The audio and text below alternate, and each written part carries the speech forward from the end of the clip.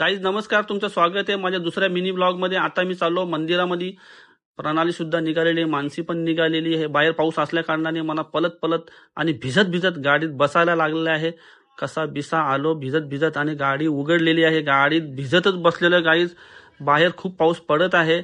प्रणाली पण आली लगेच, नीलम पण आली, मानसी पण आली। आम्ही आता पोहोचलो, समजा पोहोचलो बघा, अग्निमातेच्या मंदिराजवळ पोहोचलेलो आहे।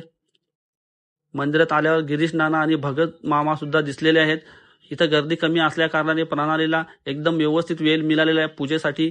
मस्तपैकी ओटी वाहिलेली आहे, प्रणाम केलेला आहे प्रणालीने। दर्शन आता पूर्ण प्रणालीचं झालेलं आहे। नंतर नीलम दिदीची वेळ आली, ती सुद्धा आता दर्शन घेत आहे। तिने सुद्धा पूजा आटपली, मानसीने सुद्धा दर्शन घेतला। आता लागला माझा नंबर।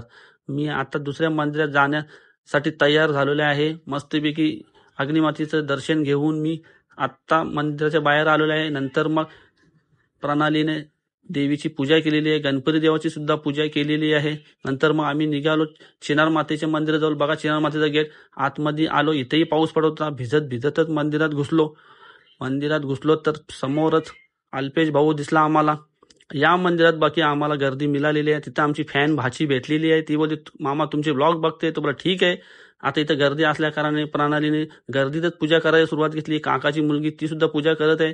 प्रणालीने अगरबत्ती आता पेटवायला घेतलेली आहे। दुसरी लोकांची गर्दी जमलेलीच आहे, बघा तुम्ही बघू शकता।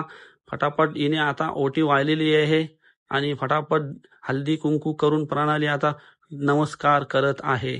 आता इथं गर्दी वाढल्या कारणाने मला आता गर्दीतच दर्शन करावं लागलेलं आहे आणि मी आता दर्शन करून पटकन बाहेर येणारच आहे, कारण दुसऱ्यांना सुद्धा वेळ मिळाली पाहिजे, जास्त वेळ घेता कामा नाही आहे। गाईज आता हे बघा, बाहेर आमच्या चिनार मातेचं मंदिर आहे आणि इथूनच मी आता माझ्या ब्लॉगची समाप्ती करत आहे। तुम्ही लाईक करा, शेअर करा, सबस्क्राईब करा। बाय।